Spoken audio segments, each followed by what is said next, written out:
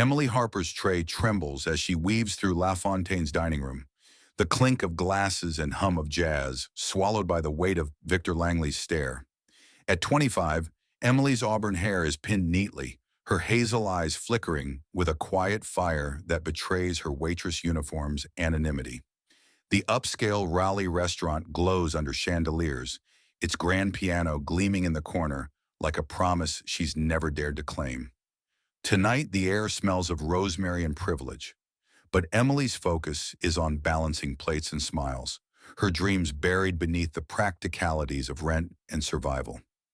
She sets a wine glass before a couple, her movements fluid despite the ache in her feet when the door swings open. Victor Langley, 52, strides in, his tailored suit sharp, his silver hair slicked back, his blue eyes scanning the room like a predator claiming territory. A millionaire tech mogul, his presence silences nearby tables.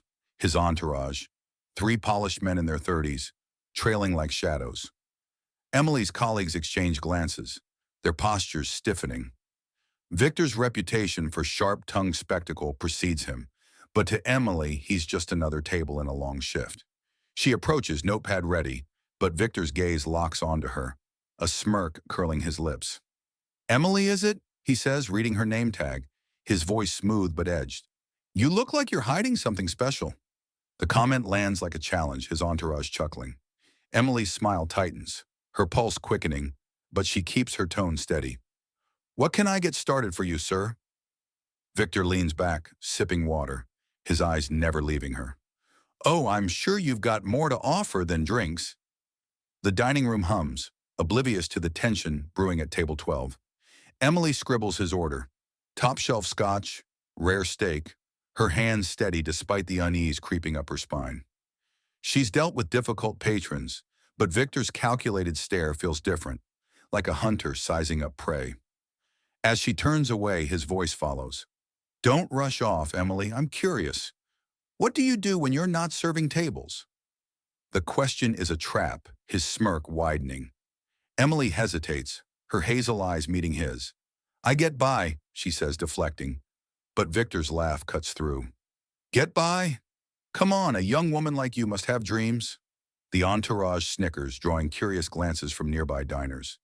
Emily's chest tightens, her mind flashing to the upright piano in her childhood South Carolina home, where she taught herself Beethoven under her mother's watchful eye. Music was her refuge, her identity. But dreams don't pay bills. She moved to Raleigh for a chance, taking this job for the piano in La Fontaine's corner, though she's never played it. "I play piano sometimes," she admits, her voice soft, hoping to end the exchange. Victor's eyes light up, his smirk predatory. "A pianist? How charming. We'll have to see that talent in action."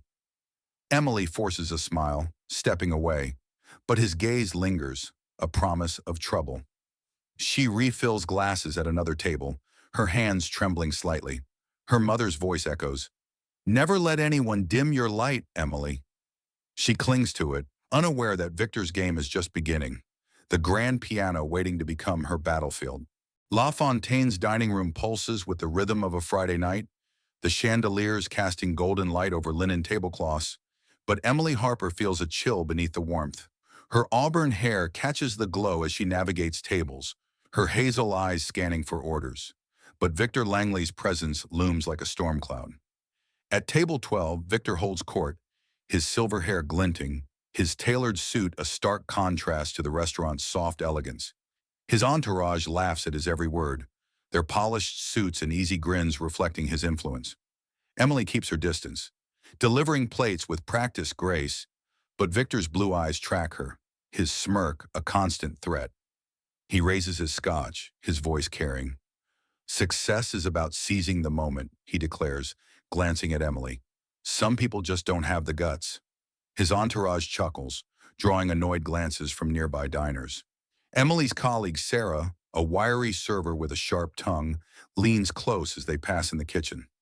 "Watch out for Langley," she whispers. "He loves making people squirm."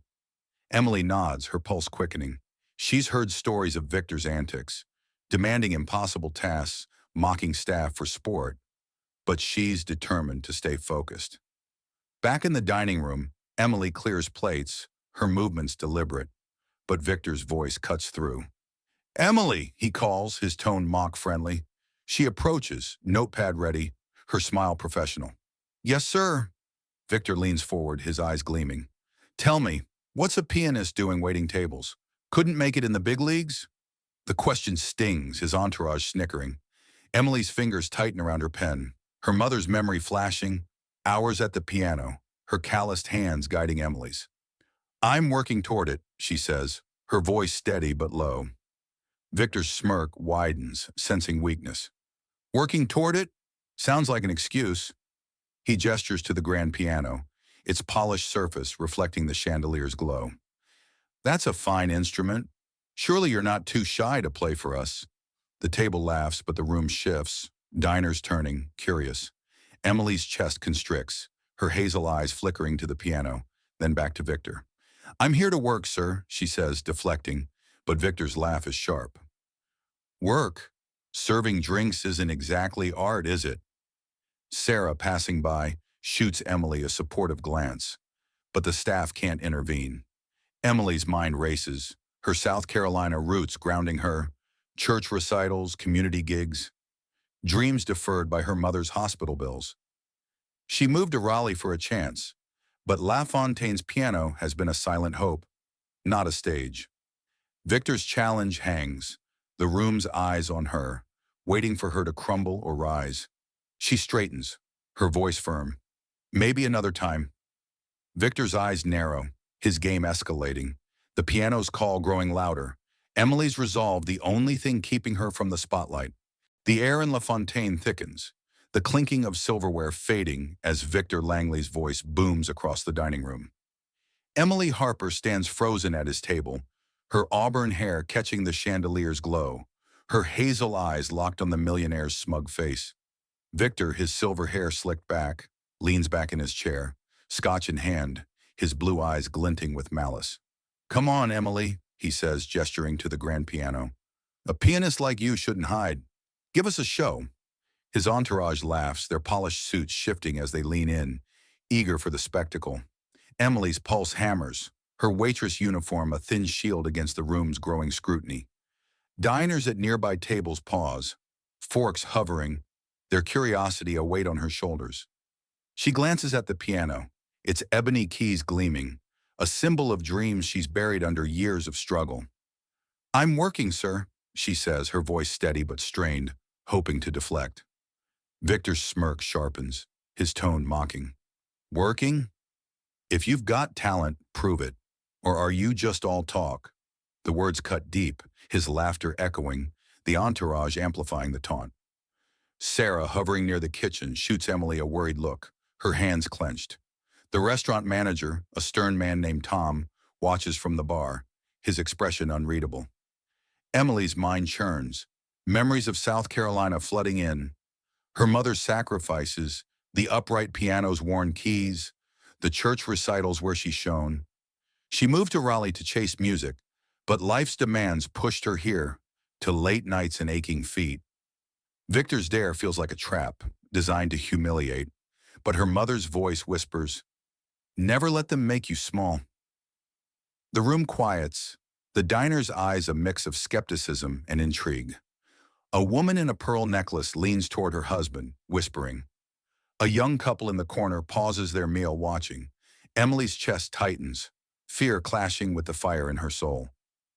"I shouldn't," she stammers, but Victor leans forward, his voice booming.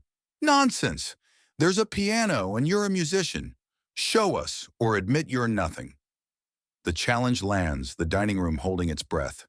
Emily's gaze shifts to the piano, then back to Victor, his smirk daring her to falter. Her hands clench, her mother's memory a spark igniting defiance. "Fine," she says, her voice low but resolute. "I'll play." The crowd gasps, murmurs rippling through the room. Victor's eyes widen, a flicker of surprise breaking his composure. Emily steps toward the piano, each step heavy with purpose, the weight of her dreams and fears pulling her forward. The stage set for a battle she never sought but won't avoid. Emily Harper's footsteps echo in La Fontaine's dining room, the grand piano looming like a beacon under the chandelier's golden light. Her auburn hair glimmers, her hazel eyes fixed on the polished keys, each step toward the instrument a defiance of Victor Langley's mockery. The restaurant's hum fades, replaced by the rustle of anticipation, diners craning their necks, their gazes a mix of doubt and intrigue. Victor sits at table 14, his silver hair catching the glow, his smirk faltering as Emily's resolve hardens. His entourage, once loud, now watches in uneasy silence, their laughter replaced by curiosity. Emily slides onto the piano bench, her waitress uniform out of place against the instrument's elegance. Her hands tremble, resting lightly on the keys. The cool ivory a stark contrast to her racing pulse. She closes her eyes, shutting out Victor's smug face. The crowd's whispers, the weight of a room waiting to judge. Memories flood in. Her South Carolina childhood, her mother's calloused hands guiding hers over an old piano. The church recitals where she poured her heart into every note. Music was her sanctuary, but life's burdens, her mother's medical bills, her siblings' needs, pushed it to the margins. Now La Fontaine's piano is her battleground. She takes a breath, her fingers hovering, then strikes the first notes of Debussy's Clair de Lune. The melody is soft, tentative, like a whisper in the dark. A diner coughs, a glass clinks, but Emily presses on, her focus narrowing. The notes begin to flow, delicate yet deliberate, weaving through the room like moonlight. Victor leans back, his scotch untouched, his blue eyes narrowing as the music swells. Sarah, near the kitchen, pauses, her eyes wide with pride. The manager, Tom, leans forward, his stern face softening. The crowd shifts, their initial skepticism giving way to stillness. A woman in a red dress sets her fork down, her husband's hand pausing midair. The young couple in the corner leans closer, their faces softening.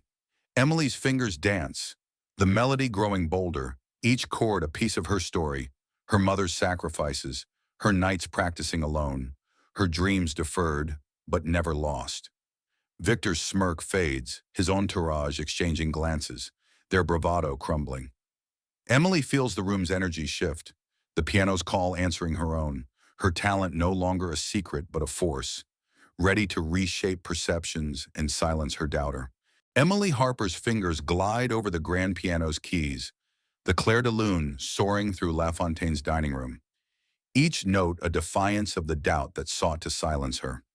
Her auburn hair catches the chandelier's glow, her hazel eyes closed as she pours her soul into the music, the melody swelling with raw emotion.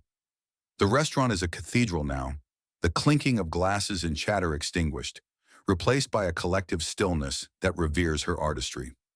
Victor Langley sits at table 14, his silver hair stark against his flushed face, his blue eyes betraying a flicker of unease as his control slips.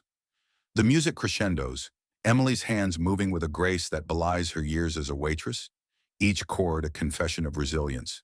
She thinks of her mother, who worked double shifts to keep their South Carolina home alive, teaching Emily to find strength in melody. The notes carry her past struggles, missed scholarships, deferred dreams, the grind of La Fontaine's late nights, to this moment where she's no longer invisible. Victor's entourage, once loud with mockery, sits silent, their polished suits dimmed by the weight of her performance. A man in his 30s with softer eyes leans forward, his face awed. The diners are spellbound, their skepticism replaced by reverence. A mother in a pearl necklace wipes her eyes, her husband nodding slowly. A young couple in the corner holds hands, their gazes fixed on Emily. Sarah, the server, stands by the kitchen, her hands clasped, pride radiating.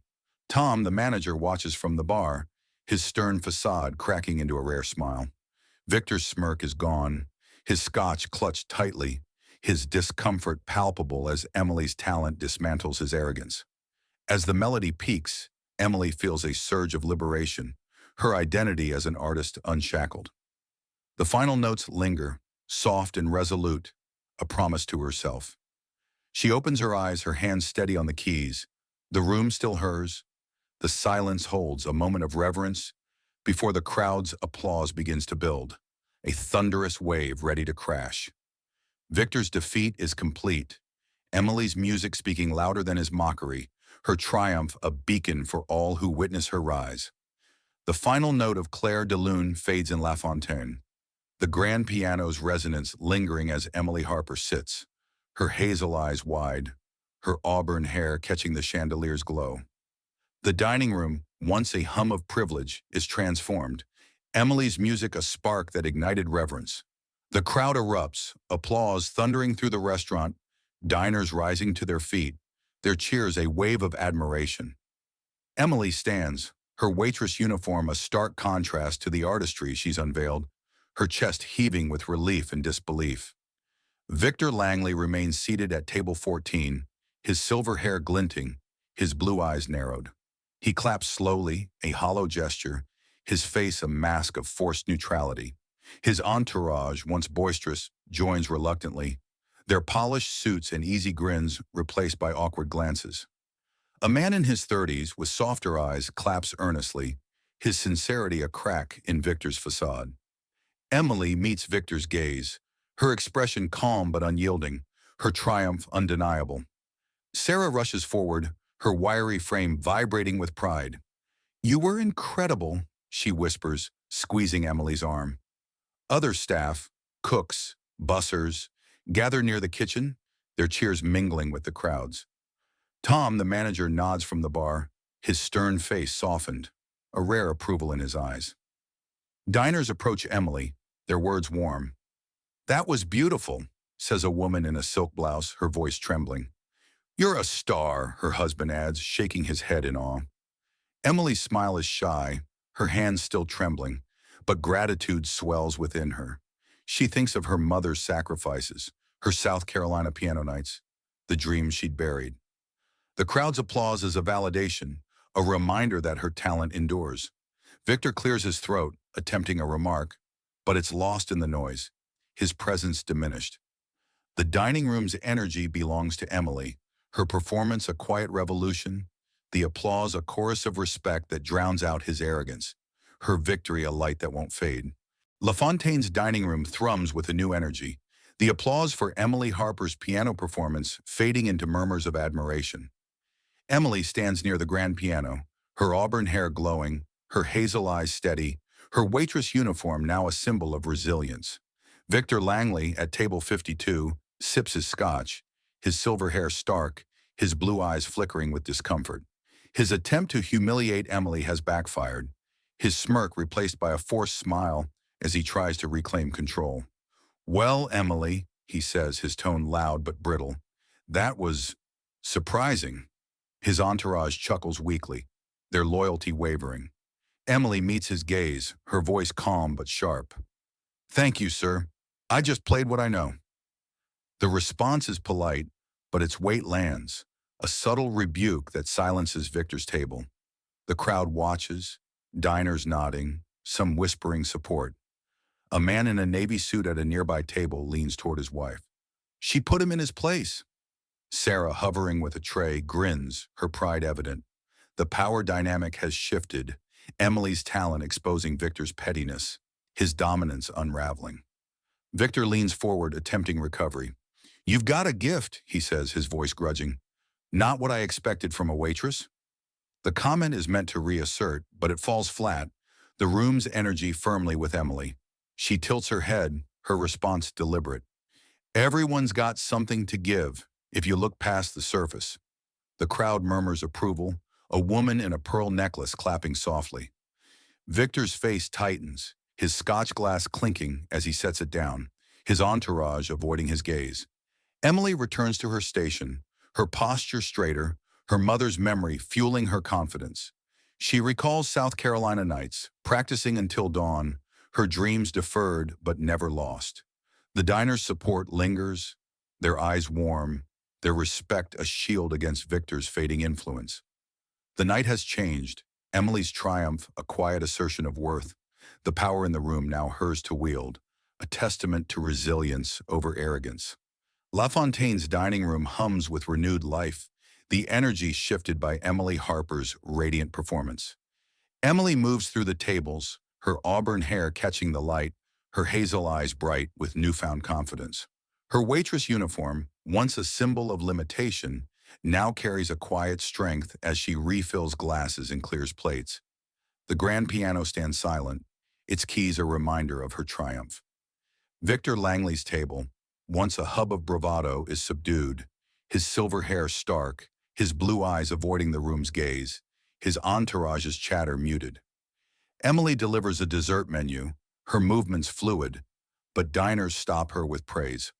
"Your playing was extraordinary," says a man in his 60s, his glasses glinting. "Don't stop," adds his wife, her voice warm. Emily smiles, her heart swelling, each word a validation of her South Carolina dreams. Sarah, passing by, whispers, "You're a legend now." The staff's pride bolsters her, their nods a silent chorus of support. Tom, the manager, watches from the bar, his approval unspoken but clear.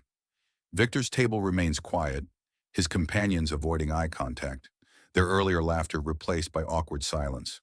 Victor sips his scotch, his face a mask of forced calm, but his fingers drum the table, betraying unease. Emily feels no bitterness, only focus. Her dreams, once distant, now seem within reach. She recalls her mother's lessons. "Your light shines brightest when you're true." The night continues, but Emily's steps are lighter. The crowds respect a new rhythm, her path clearer as Victor's shadow fades into irrelevance. The dining room of La Fontaine glows softly, the evening winding down, but Emily Harper's triumph lingers in the air. Her auburn hair shines as she clears a table, her hazel eyes reflecting a quiet confidence. The grand piano, now silent, stands as a monument to her victory. A man approaches, his gray suit casual but sharp, his brown eyes warm.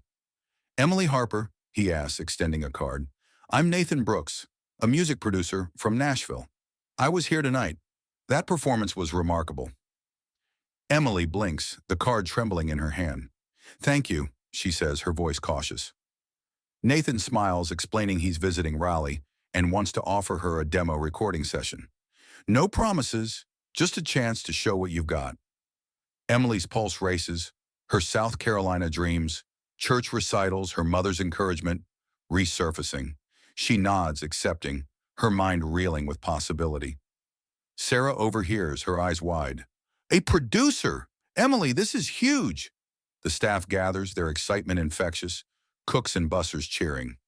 "You're going places," says Tom, his rare smile breaking through. Diners nearby nod, their support a warm current. Emily clutches the card, her mother's voice echoing, "Seize your moment." The offer is a door, not a guarantee, but it's enough to reignite her ambition. Victor's table, now empty, is a distant memory, his arrogance irrelevant. Emily's resolve hardens, her dreams no longer deferred. The night a turning point toward a future she's ready to claim.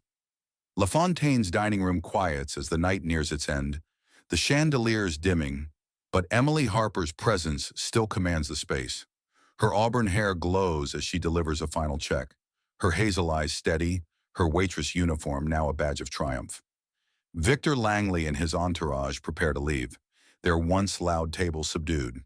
Victor's silver hair catches the light, his blue eyes avoiding Emily, his tailored suit unable to mask his diminished stature.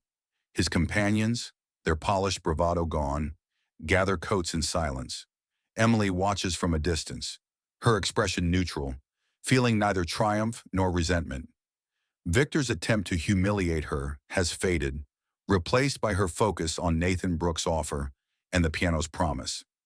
As Victor passes, he pauses, his voice low. "You surprised me, Emily," he says, forcing a smile. She nods, her voice calm. "I just did what I love." The response is simple but final, leaving no room to reclaim control. The staff clean up, Sarah's chatter about the producer's offer filling the air. "You're going to kill it," she says, grinning. Tom nods. "Proud of you."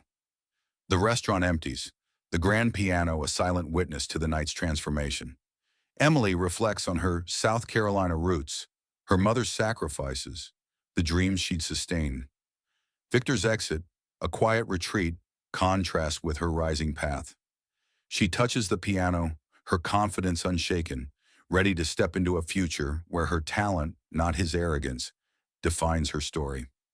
Emily Harper sits at her apartment's upright piano, The Raleigh morning sun streaming through cracked blinds, her auburn hair loose, her hazel eyes soft with focus.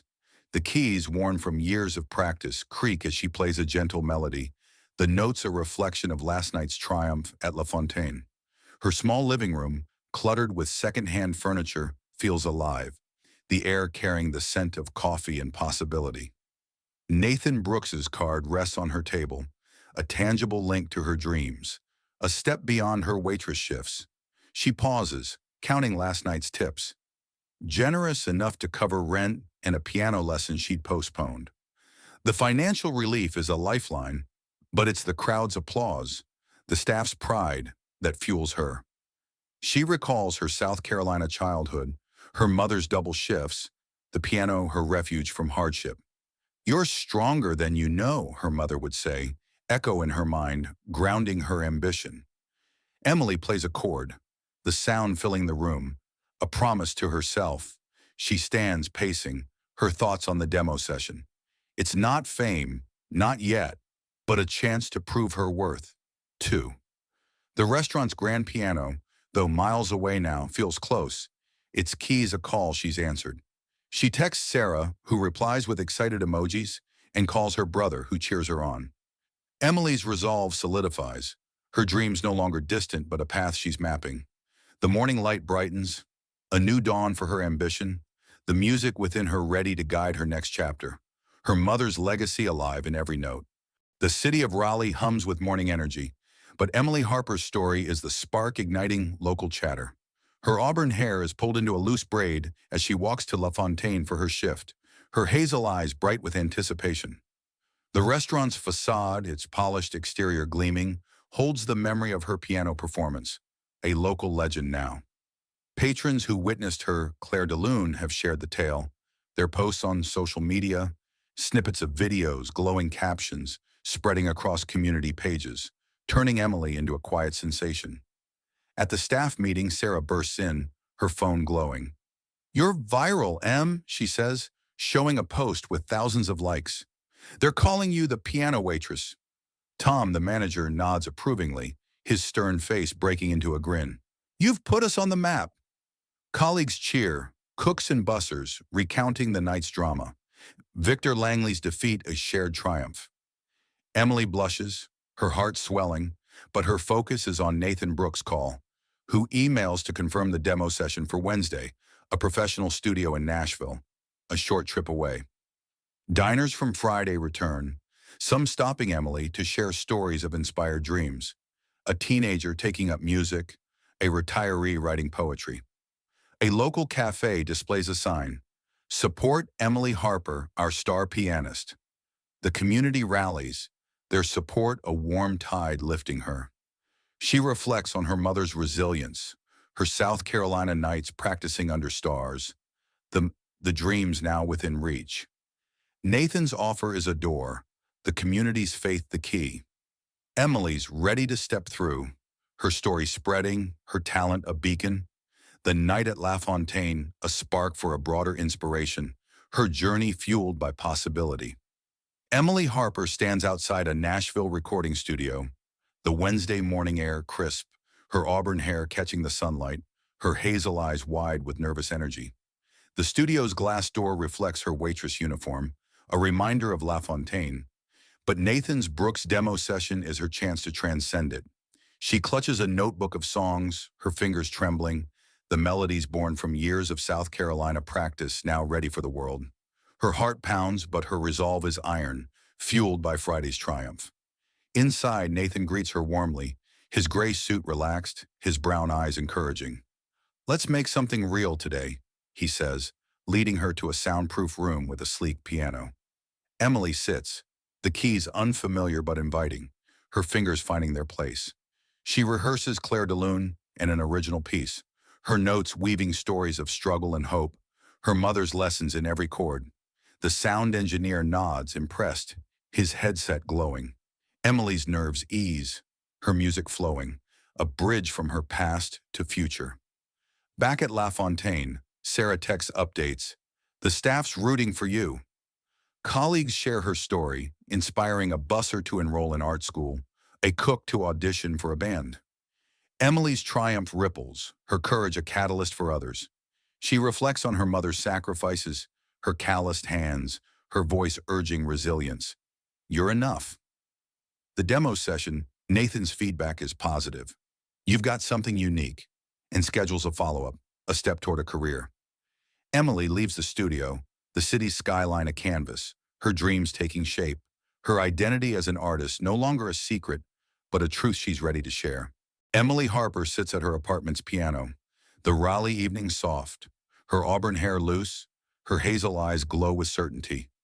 The worn keys sing under her fingers, a melody of triumph and hope, the echo of her demo recording still fresh from Wednesday's Nashville session. Nathan Brooks's praise, "You're the real deal," rings in her ears, a milestone in her journey from South Carolina recitals to LaFontaine stage. Her small living room, once a place of deferred dreams, now pulses with possibility, the air carrying the scent of coffee and ambition. At LaFontaine, her story has become legend, inspiring patrons to share tales of courage, a student pursuing theater, a father restarting his novel. A local news outlet runs a feature, Raleigh's pianist Waitress inspires dreams, with Sarah's video clip gaining national views. Colleagues celebrate, Tom's offering a promotion, but Emily stays focused, her sights on music, the demo a first step. She reflects on her mother's voice, her sacrifices, the South Carolina nights that shaped her. Your music is your truth. Emily plays a final chord, the notes lingering, a promise to herself. The grand piano at LaFontaine's, Victor's Langley's defeat, the crowd's applause. They're chapters in a story still unfolding. She stands, Nathan's card on her desk, a call to action for her next move. The story ends with an inspiration. Embrace your passion, defy doubt, let your voice soar. Emily's journey from a waitress to an artist is hers, a melody of defiance that invites all to find their own. The music within her, a light that will guide her forward.